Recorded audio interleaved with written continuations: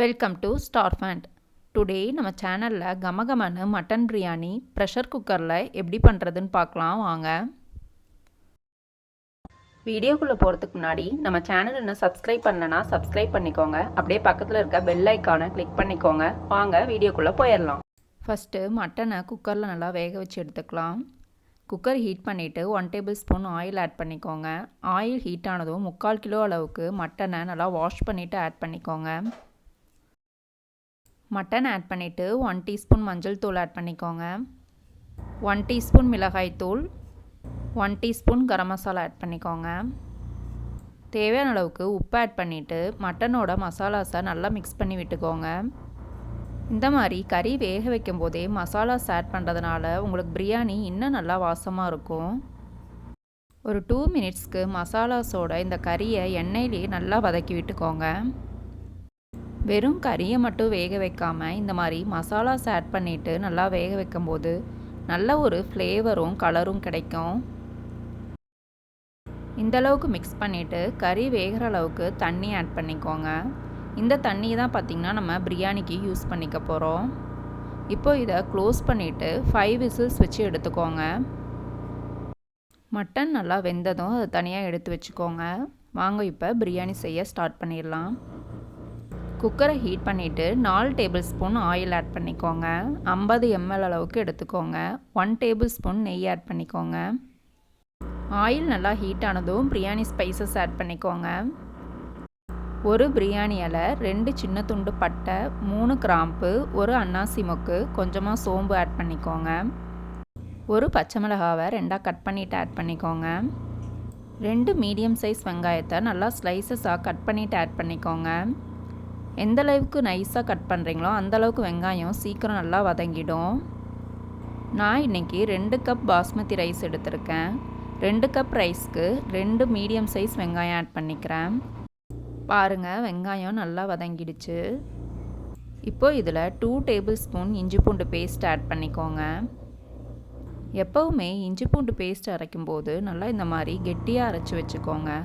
அப்போ தான் அதோட வாசம் நமக்கு முழுசாக கிடைக்கும். ரொம்ப தண்ணி ஆட் பண்ணி அரைச்சிட்டிங்க அப்படின்னா ஒரு மாதிரி தண்ணி நீத்த மாதிரி ஆகிடும். அந்தளவுக்கு உங்களுக்கு வாசனையும் இருக்காது. அதே மாதிரி இஞ்சி பூண்டு பேஸ்ட்டு அரைச்சிட்டு 1 மந்த்துக்கெல்லாம் ஸ்டோர் பண்ணக்கூடாது. அந்த மாதிரி பண்ணும்போது உங்களுக்கு வாசனை போயிடும். நீங்கள் ஒரு மேக்ஸிமம் 1 வீக் ஆகிற மாதிரி ஸ்டோர் பண்ணிக்கலாம். இந்தளவுக்கு வதங்கினதும் ஒரு பெரிய சைஸ் தக்காளியை நல்லா பொடியாக கட் பண்ணிவிட்டு ஆட் பண்ணிக்கோங்க.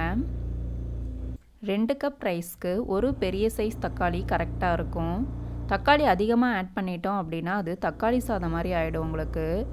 1 கப் ரைஸ் எடுத்தீங்க அப்படின்னா ஒரு வெங்காயம், ஒரு மீடியம் சைஸ் தக்காளி ஆட் பண்ணிக்கோங்க, கரெக்டாக இருக்கும். தக்காளி நல்லா வதங்கினதும் மசாலாஸ் ஆட் பண்ணிக்கலாம். 1/4 டீஸ்பூன் மஞ்சள் தூள் ஆட் பண்ணிக்கோங்க. 1 டீஸ்பூன் மிளகாய் தூள் ஆட் பண்ணிக்கோங்க. 1 டீஸ்பூன் மல்லித்தூள், 1 டீஸ்பூன் பிரியாணி மசாலா ஆட் பண்ணிக்கோங்க. ஆல்ரெடி மட்டன் வேக வைக்கும் போது நம்ம மசாலாஸ் ஆட் பண்ணியிருக்கோம். அதுக்கு தகுந்த மாதிரி நீங்கள் ஆட் பண்ணிக்கோங்க, உங்கள் காரத்துக்கு ஏற்ற மாதிரி. இப்போது இந்த மசாலாஸை நல்லா எண்ணெய் பிரிஞ்சு வர அளவுக்கு நல்லா வதக்கி விட்டுக்கோங்க.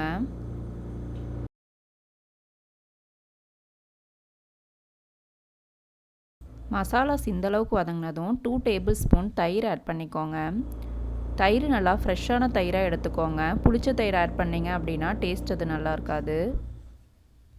திரும்ப இதை நல்லா மிக்ஸ் பண்ணி விட்டுக்கோங்க. இந்தளவுக்கு மிக்ஸ் பண்ணிவிட்டு வேக வச்சு வச்சுருக்க மட்டனை எடுத்து ஆட் பண்ணிக்கோங்க. மட்டன் மசாலாஸோட நல்லா மிக்ஸ் பண்ணி விட்டுக்கோங்க.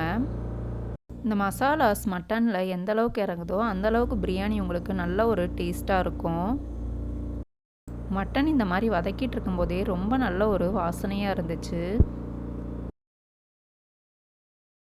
நல்லா வதக்கி விட்டுட்டு ஒரு கை கொத்தமல்லி தழை, ஒரு கை புதினா ஆட் பண்ணிக்கோங்க.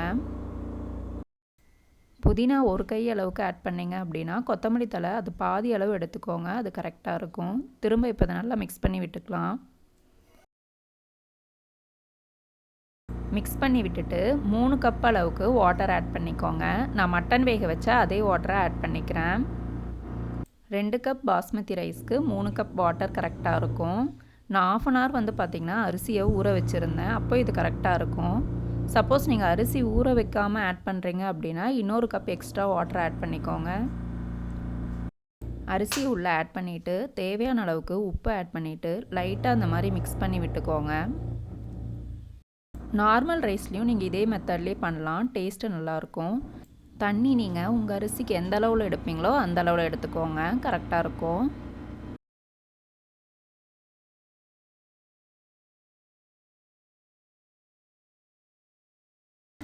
இப்போது ஒரு கொதி வந்ததும் இதை க்ளோஸ் பண்ணிவிட்டு 1 விசில் மட்டும் வச்சு எடுத்துக்கோங்க. விசில் வந்ததும் ஆஃப் பண்ணிவிட்டு ப்ரெஷர் அதுவாக ரிலீஸ் ஆகிற வரைக்கும் வெயிட் பண்ணுங்கள். இப்போ ஓப்பன் பண்ணி பார்த்துடலாம். பாருங்கள், பிரியாணி நல்லா சூப்பராக குக் ஆகிருக்கு. அரிசி ஒன்றோடு ஒன்று ஒட்டாமல் நல்லா தனித்தனியாக பிரிஞ்சு வந்திருக்கு. ரொம்ப கிளறிடாமல் இந்த மாதிரி லைட்டாக மிக்ஸ் பண்ணி விட்டுக்கோங்க.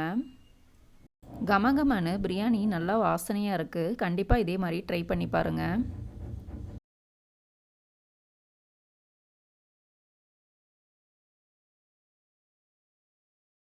சுட சுட மட்டன் பிரியாணி ரெடி.